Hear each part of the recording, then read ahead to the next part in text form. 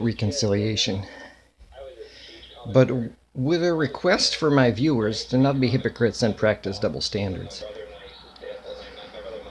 When I took my life skills coach training, again realizing, oh my god, this is so important for social creatures, these interpersonal skills that I never learned and that I could tell you that people interacted with my whole life since until I got to the part of my 30s and taking this course, and then of course it got worse later on. Didn't have these skill sets either. And of course, living in a building with older folks, I can see they never had them either, and learning them at this point is about as likely as them winning the lottery, so it's not very likely. But when I took this life skills coach training, there was a time we were giving each other feedback as part of learning the triggers from these lessons that become part of the lessons we give. We have to get rid of our triggers, which was a big part of the training because not everybody did enough personal development during the course or previous to it to pass. In fact, I was the only man that passed. And some of the ladies that passed later on, it didn't take long for them to go back into the toxicity of not doing their personal development work. So, they wouldn't be able to do the work successfully after, especially if they were being evaluated by their peers from that course or the original teacher. So they said to me, Martin, you seem incongruent. I'm not sure they knew the word or the teacher knew the word, but I didn't really know that word. And they had a hard time reading me, so they were majoritively First Nations women, or a woman who grew up in Hawaii and noticed a lot of this, what they call racism, oppression, and so I made progress with that because I knew I was a good person and I cared about hearing their stories, because for 2 months we hear each other's stories and we share, and I don't skip. I have things to share. And then they got to appreciate me more and my sense of humor, which, took those that were more on edge time to appreciate it. And then they voted me the Master of Ceremonies at our graduation, which for me was the only graduation I went to. I never went to high school one, Cégep college one. Some of the other ones that were college diplomas, I don't think there was any graduations, but they were kind of shorter certificates. University one or two, nope. I guess I only attended the graduation of my own Master of Science in Ecocentric Worldview program I created online as the only professor and the only student. And but going to that one made me very proud, but nervous to take on the responsibility, because I took that course very seriously. It was an honor to. I mean, there wasn't a lot of students in the class, so the vote wasn't. It was close. I think I got 3 votes, and there's a couple that got 2 out of the maybe 9 to 11 participants. And still, it was nice because I got, I started as a white man who kind of, seemed a little bit hard for them to read. But, I learned a lot about the stories of, not just them, but their parents and grandparents. And then later on, I worked at Salt Lake Society, where you also sit and hear a lot of stories. And when I went to AA and NA meetings with the clients, I wouldn't share because I had no issues with alcohol or drugs. And but I heard a lot of stories for those 4 years, and it made me want to kind of help, but not necessarily take responsibility as if my own specific descendants, ancestors, oppressed. Like I don't know of anybody that really knew Indigenous or First Nations or Inuit folks in my relatives, or who were in wars or things like that. But what I'm talking about now, about this reconciliation, is later on I worked more and more with Indigenous communities, and I was starting to hear it, like at Salt Lake Society, but other places later. Is there's a lot of places where they're toxic to each other, the lateral violence, and also the inability to actually take a structured program, or unwillingness to actually overcome the trauma and engage in reconciliation efforts. especially the kind of efforts that are genuine, and you can tell because the capitalism is not involved. It's not let's take a big leap ahead in the game of capitalism. Yeah, there's questionable motivations about reconciliation.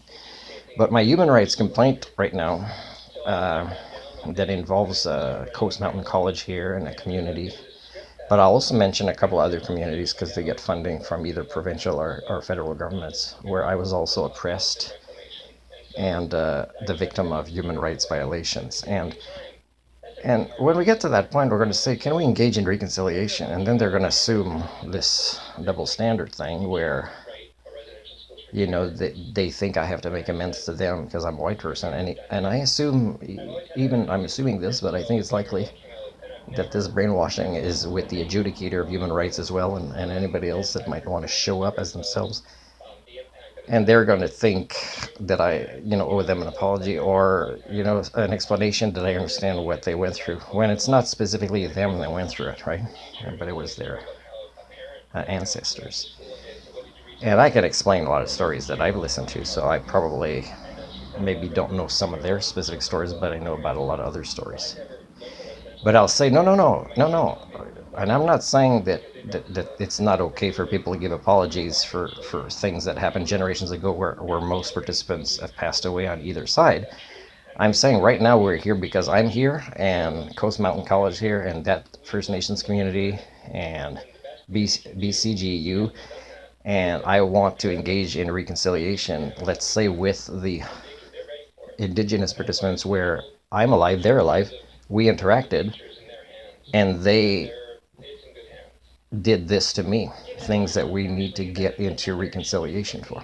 And this is when I would say I would recommend we record it, because if they put in a genuine effort and they're skilled at what they know about such a concept, then it'll be a great learning experience. And then I'll say, because you guys are pro education, right? And of course, this will be like an argument that they won't be able to demonstrate that I'm wrong about them, right? Did a bubble come out of my mouth? Uh, so they will not be able to get into this concept, although it's accurate. So I'm going to say, well, I have to fire the adjudicator. I have to say, you're not here with good intentions, and you're only here because you feel obligated, and there's probably ways that you'll continue to victimize me even if I win this case, because you will think somehow that it's okay to generalize, and it's still happening to your people at my hand, when you still won't see the truth that you're doing it to yourselves and you've been doing it to me.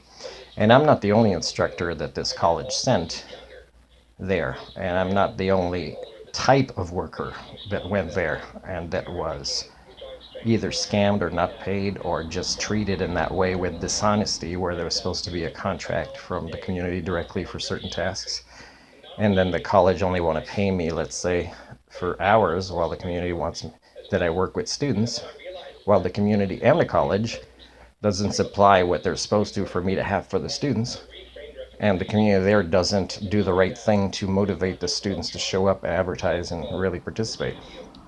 It doesn't sell the importance of empowering through education with my skill sets that they know.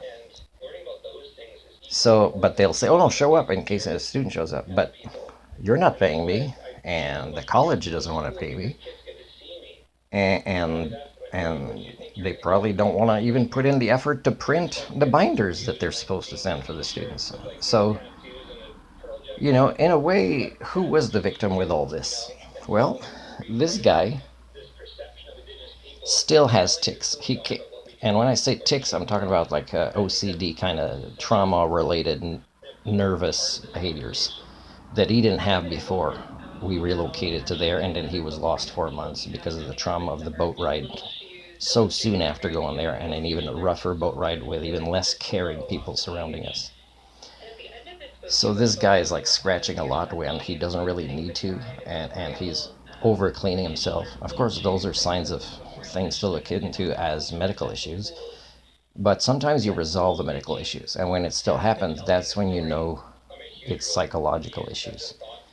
And these things I have as well. I still find it not okay that I want to help, and then, they won't even make efforts that I would be willing to give another community a try, even though it would be like very structured this time, and I'll write the contract. If you're really interested, I'm writing the contract, which of course will never happen, right? Because if they have a job or income to give me for this job, they believe they are in a status of superior position, and they don't have to do this win-win scenario or human rights, worker rights, and again, just like they do among themselves. And sometimes it's majoritively non-indigenous communities that partake in these things, and they believe that somebody looking for work should accept some sort of slavery kind of concept that our society doesn't talk about, and that includes so many types of violations that I have been